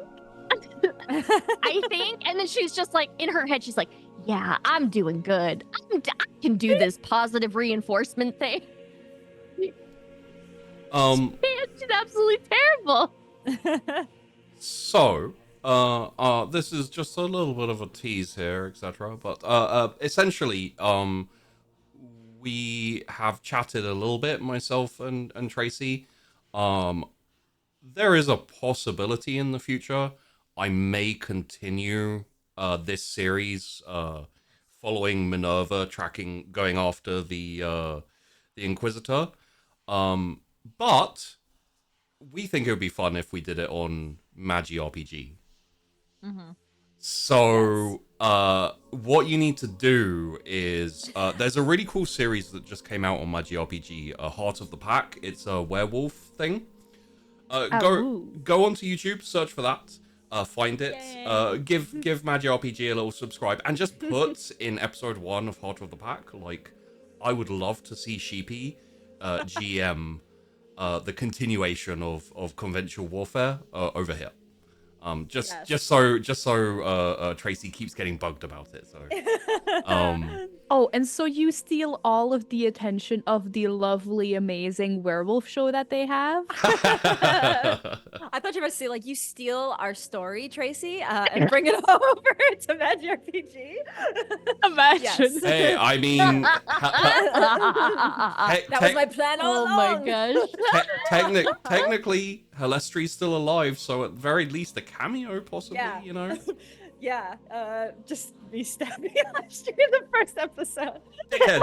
Yeah. Like, hey, seriously, you want to come on? Yeah, sure. And then, like, in the first 15 minutes, just kill my character and be like, great, thanks. Oh gosh.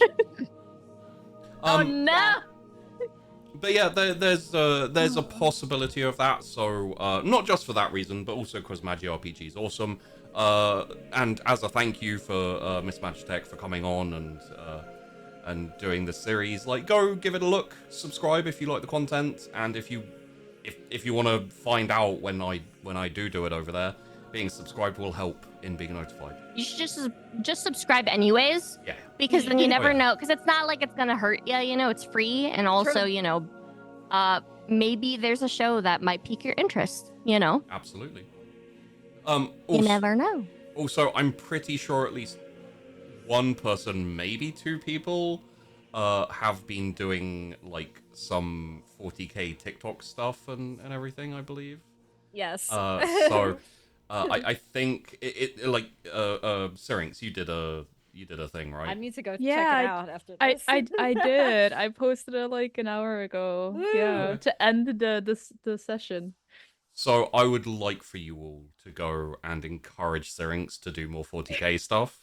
Let's convert her, the only holdout left who isn't massively in love with 40k. I mean, I think it's gonna be a hard sell for me, but you're very free to try. You'd be surprised. It's very easy to fall in love with 40k once you get bit. Look, I'll refrain from reacting until proven otherwise. I was gonna say if the, you know, this world doesn't, you know, intrigue you, the fantasy one. Oh, fancy! Where, so like, cool as well. The fantasy version of it is also very, very good. One where you slay giant rats. Everything I've heard, the only thing that has been funny to me is everything I've heard about goblins, is it? Or orcs? I don't know which one. But that when they imagine something to be true, it can be true. That's orcs, That's hilarious to me. Oh yeah, definitely. Like, delve give into me that an side orc too. Give me an That's orc actually campaign. how I started doing it. I think I started on the fantasy aspect of the 40K universe, and then I started doing like actually reading up and playing games and stuff with the Marines and everything, and that's when I actually started, I was getting a lot more into it. I can tell you that I have a short campaign like semi-planned in my head for orcs. I don't know if anyone here knows of Gorkamorka. Essentially, it's orcs, but Mad Max. They basically like drive around in hobbled together buggies, fighting each other for scrap. I'd like to run that as a campaign at some point, but it's very very early stages for that one. So I'll have to drag Syrinx in for that, I guess now. We'll see. There's a I'll go with one of the classics, which is there was a bunch of Imperial Guardsmen who were holding out, like they were surrounded by orcs and being charged by orcs, and they ran out of ammunition, and the commander, as the orcs were charging towards them, just decided to jump up and shouldered his weapon and went bang. It didn't fire, he just said bang, and one of the orcs fell over dead. And so all the rest of the troopers, like, jumped up, started, firing their weapon with no ammo, and just started shouting bang, and all the orcs started falling over dead. Right up until a big huddle of orcs, like, all squashed together, started coming over the horizon, and they started firing at it, saying bang, and it had no effect. And as the orcs got closer, they started hearing, I'm a tank, I'm a tank, I'm a tank, I'm a tank, I'm a tank. Nope, I'm a tank. One of my favorite orc stories. Yeah, for sure. Just let the three of us be three tiny orcs in a trench coat. Log. Yeah. So I think we'll hit the super chats, and then we'll do outros, and then we'll be finished for this section of the conventual warfare wandering in 40k saga, because we had Fallen kind of blends into this one as well a little bit. From Insane Snarger, Minerva the Living Saint? Question mark. You know? Very open-ended question, but apparently, yeah. Sometimes when you're GMing, you're just like, this feels appropriate enough and is cool. I feel like Minerva earned it in that moment with the dice rolls and the prayer and everything. I was like, I can't. Yeah. I could have done something else, just like inspired and glowing in holy light, and she just steps forward and smites it. But I was like, nah, let's go epic and ridiculous. That's Honestly, if anyone deserved it, it was Tracy for every single episode where she probably had a list of hymns and prayers and all of that. She deserved at least to become a living saint because of that. I'd say there were minimum 3 inspirational speeches that were awesome. Yeah. So I'm happy to go with that. Yeah. We did have a damned man super chat, but it's not an Inquisitor damned man. Oh shit! Because the Inquisitor fled. I guess so, yeah. It says from damned man, hello Sheepy. Did you also want one of the sisters to become a demon prince? I guess we'll settle for a saint. Honestly, there was a moment. Because the first thing we had was the taunting skulls for the emperor, blood for the emperor, skulls for the golden throne. I was like, when 3 6s came up as crits, I was like, I'm so tempted to have you go full demon. Like, it would be so funny. Like you also turn into a bloodthirster as well or something, Yeah. So. Honestly, we would need a lot more corruption from Minerva to head down that route. Yeah. Even Helestri, I don't really think is corrupt. I think she's currently misguided. At worst. Yep. Like, her intentions are still very pure. The only person I could see, like, crumbling at the last... No, I can't even see Rose. I would say maybe Safi's character could possibly have fallen If she hadn't have, you know, been punished how she was. But no, it's rough for sisters to fall properly because they're pretty mentally strong. Right. So yeah. Finally, we have Duzapin Dan, who also did the wonderful intro. Thank you so much for roasting me quite so hard. For the players and for the characters, what is the one event or action, etc., you would change or undo from the campaign? I'll go first, just purely as speaking as the GM.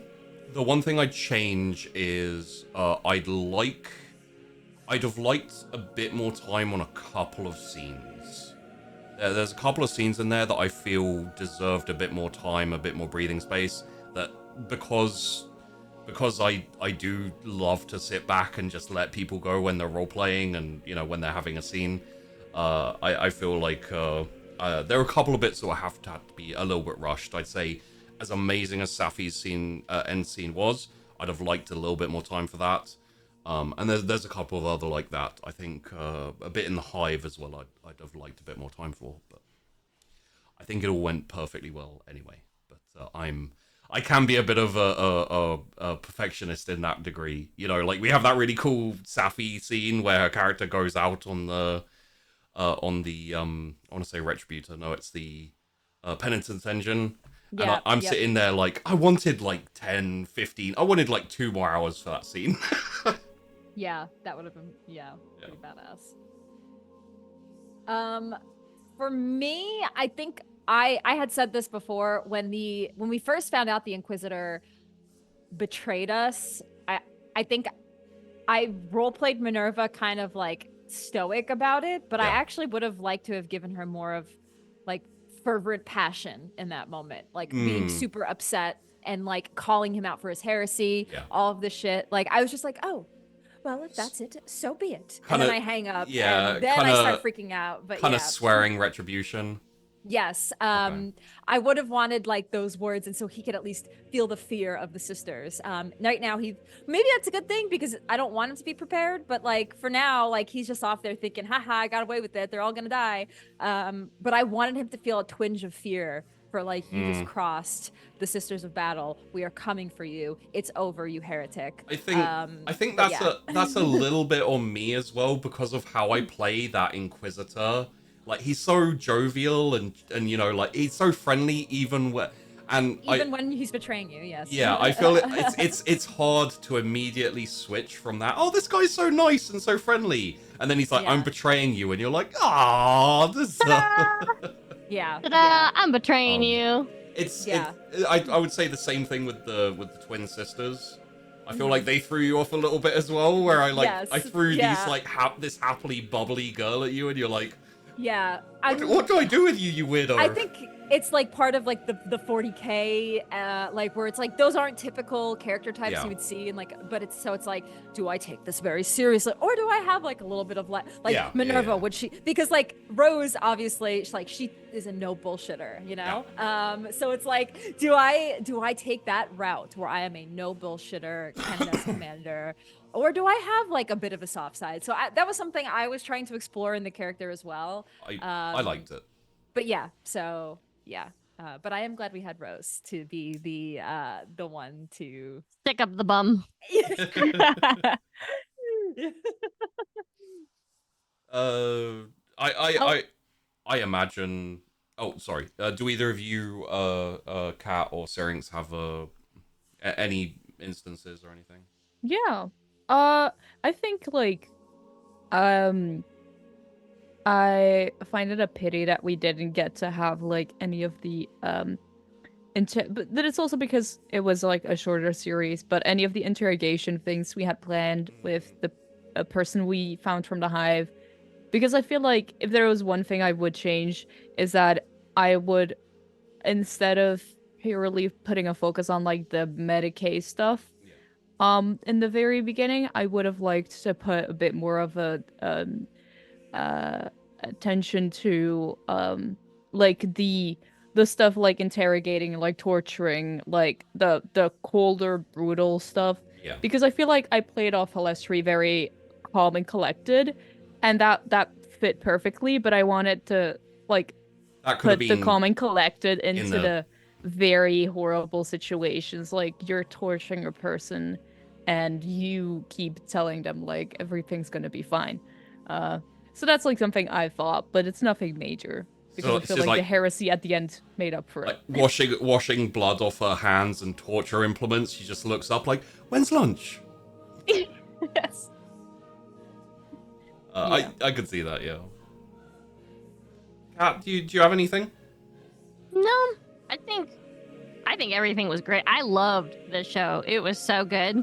Like the twists and the turns. I think one of my favorite moments was realizing that they weren't trying to dig under the base. It was just them making a giant summoning circle. Yeah. Because that one actually surprised me. And normally, normally I don't get surprised, but like that one, I was like, oh, that's bad.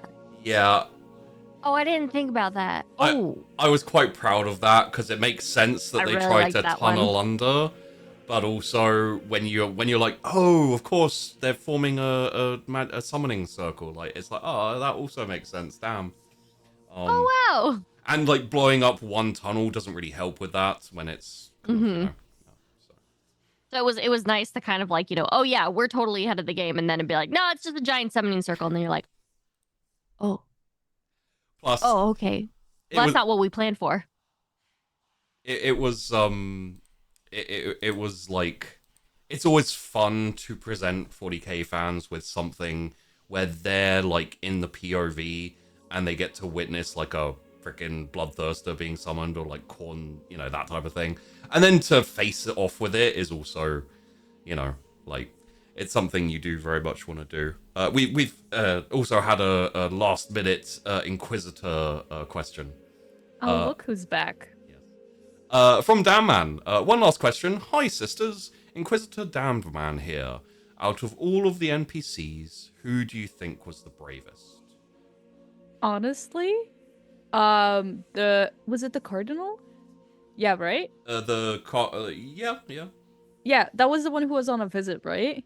Oh yeah. Yeah. Honestly, the Cardinal. I didn't expect that one to like stay and stuff. Although I was Yeah. fully surprised at him I thought he being was like, gonna "No, I'll leave." stay." Yeah, and he's like, no, I would like to stay, and I was Yeah. like, oh, what? So yeah, I think the Cardinal. I would agree. I think the Cardinal was a really brave NPC compared to like all the other ones, like because you got like the twins, the mayor, and you have was it PDA, PDF. PDF. Yeah. PDF, yeah. I'd say a lot of the bravery shown by a lot of the NPCs was in their job description. I think one of the only times where someone did something out of what's expected of them would be the Cardinal. Like you'd expect him to be a lot more cowardly, to be a lot more corrupt and like whiny. Yeah. And I did like the Cardinal. I know it's my NPC, but I did like the Cardinal being a lot more kind of like holy and just like for the greater good. I liked the switch of it because it was like the Inquisitor was actually the bad one. Because usually the Inquisitor is like, the goody two shoes kind of thing. He's not really like, oh, I'm gonna save my own skin, corrupt, like vile. But it was like the complete opposite. So it was nice. That was nice for a change because, we're sitting there in the beginning and even I was thinking, I was like, oh, Cardinal, great. He's going to be a snob. He's going to be, like super clueless. We're going to have to like, baby him. But then, it turned out that everything was like reverse. So it definitely surprised me and I thoroughly enjoyed it. I know I'm not a sister, so my opinion is less important. I will throw out like a little for the. What do you mean? You played like 10 of them. I know. Well, it's true. I'm more of a sister than any of you. I want to throw out a little honorable mention to the Commissar. Like it's a rough prospect to go out up against a demon. Originally, I was planning for him to just die immediately, but then when you were marching out, I was like, no, have him stay to the end. Have him hold out to the last, basically, and then once you're ready to fight, he's like, okay, that's enough, and then just, So yeah, although it's more expected of him because he's a commissar, but yeah. Yeah, but I like the way he went out. Better than, the one in charge that I shot in the head. which I still think very fondly of. I loved it because Canoness, the commander, was like, find them and kill them, and Seraph is like, oh, goody, Yay! Yeah. let's go. That was good. Oh yeah. Sorry, I just got something pop up. I see that the comments have already begun on. Thanks, everybody. Oh, good job, everyone. You're already going over to the heart of the heart of the pack and demanding my presence on there. I think let's hit some outros and then we'll end for the series. I think it's only appropriate that we end where we began, which is with Canoness Commander Minerva and Tracy from Magi RPG. Yes. Hello, everybody. I am Tracy, also known as Miss Magitech, also known as Magi RPG. Thank you, everybody, for having me on the first Wandering in production for me. This is my first. I've only played with Syrinx previous to this. Everybody else I got to play with for the first time, and I'm so happy I did. It was really fun, and I'm quite certain I will be on future Wandering in productions down the road. So I hope to see you all soon for more stuff. But I'm really happy I got to be part of the Sisters of Battle games in particular, because as I've said before, I am particularly obsessed with the Adepta Sororitas as a whole. I just love, like, the minute I started like learning about 40k, I found the Sororitas and I was just like, I love them. They just like these like space nuns who like are absolutely like devoted to their cause in a like zealotry way. I was just like, this is so cool. Oh yeah. So the minute I learned of Sheepy running a Sisters of Battle game, I was like, I'm gonna make this happen, even if it's during like, for me it's actually like during like hours where I have to actually like go back to work after this. Like I'm like I will make this happen. I don't care. I will be here for this because I will have FOMO if I'm not. But yes, I'm very happy I got to be part of it. Thanks everybody. And then, yes, you can find me at Magi RPG, and maybe others here as well. You might find a Magi RPG one day. We do a lot of tabletop stuff. We have some big 40k fans over at Magi RPG as well. We ran a Wrath and Glory one shot. That was like a pre-written one. Actually, the writer of it like commented on our video. It was like, "Hey, so glad you guys ran my module." And Oh, we're like, nice. Oh my god! Yeah, That's so cool. yeah, we met the people at Cubicle 7 at Gen Con last year, and we were like so like enthusiastic about running Warhammer tabletop. So I would love to run more of it and play more of it. So yeah, that's Encourage that. Yes, exactly. That's my whole spiel. That's me. I will pass it to Kat, Sister Rose. XO. Hello. Now Yes. Commander. Previously, Canoness Commander. Yeah. Formerly known as, no, I'm just kidding. Holy cow, absolutely love this show. There were a lot of turns where obviously I had the straight face of like, okay, but in my mind was like fireworks everywhere. Like, oh my gosh, these bombs are dropping. Like, you know, there are twists and turns. Absolutely loved playing with all of the guest stars and absolutely love my two casts. So thank you so much, cast members, for playing with me and dealing with my hard ass antics as Sister Superior Minerva Rose. Yeah. So if anything, I am on a hiatus at the moment from Twitch, but I do commissions. So the email should be available. I think Sheepy has it. Link below Or in you the can follow me description. on Twitter, where I post ridiculously ludicrous ideas and also repost a lot of shows that I'm on because I still do shows. Hell yeah. So yeah. And you might be seeing me again. Who knows? Maybe. I know. Who knows? Yeah. Sheepy knows. Sheepy knows. I know. I maybe know. Yeah. Or I forgot, or something like that. Anyways, yeah, thank you so much. And I'm going to pass it on to my favorite squad member that I had the absolute pleasure of bossing, yelling, and ordering around like a big bully. Syrinx. Thank you, sweetie. Yeah. Hi, I'm Syrinx. Thank you for joining my first dive into Warhammer 40K with these lovely ladies and Sheepy. Um, I'm not a lovely Uh, lady. Okay. always, you never accept when I say like, "Hey, cuties," and you're like, "Oh, that doesn't include me." So no, I'll say it then. Yeah. I always love being on shows on The Wandering Inn, and this was no exception. I had a blast with the story that we were able to tell in 8 episodes.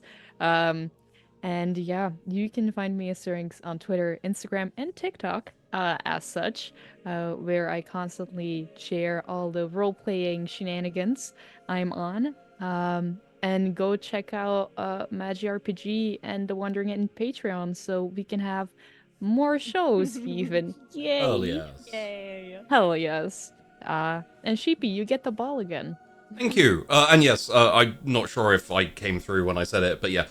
If you are interested in commissioning Kat, there is a link in the description to her contact email for commissions and etc. So go check that Let me out. draw stuff for you. I Let's. draw really nice stuff. I think. So yes, I am Sheepdog. This is The Wandering Inn. Don't listen to that intro. I don't want to make women cry. I am desperately in need of men though, so, you know. Good. I mean, you know, I can't lie.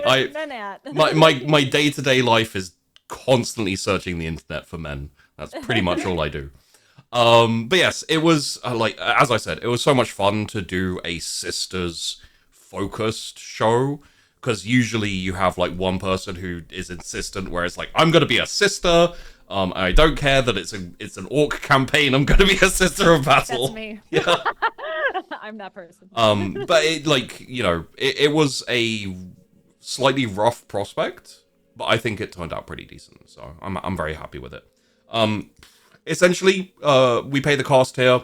So if you want to see more shows, go check out the Patreon. That's where I will be able. If you pledge on the Patreon, if I have that monthly support, I can pay the cost. And then once we reach, I can't remember what the goal is. I'm going to be updating Patreon basically this week, so keep an eye out there. Once we reach a certain level, we'll be able to do 2 shows a week, and from there, you know, I've got recorded And then shows Sheepy planned. will, you know, dye his beard, Yeah. and then Sheepy will shave his beard. Oh no, he'll cut it first He did that in once. different I styles. have. Yeah, he'll cut it in different styles. Yeah. There is a picture of me with like beard this long, but it's just my mustache, and it goes down to like here. Wow. I'll throw it in the conventional warfare chat if I can find it. But yeah, essentially, like, I very much want to do more shows a week, give you guys more content. There are plans to work around the cast pay issues, but it pretty much, like, just if you enjoy, if you want more, if you want to keep seeing more, then check out the Patreon, give it a consider. From here, I think we will head off and say goodbye to all of you. May the light of the Emperor shine through in dark times, and don't trust a hospitaller with an angelic smile who sucks up to basically the boss. Who sniffs heresy? Yeah. Don't trust a heresy-sniffing sister of battle. Thanks for watching, everyone. Really hope you enjoyed, and we will see you in a couple of weeks for In the Emperor's light. Sorry. for a show called Berserker. Stay tuned.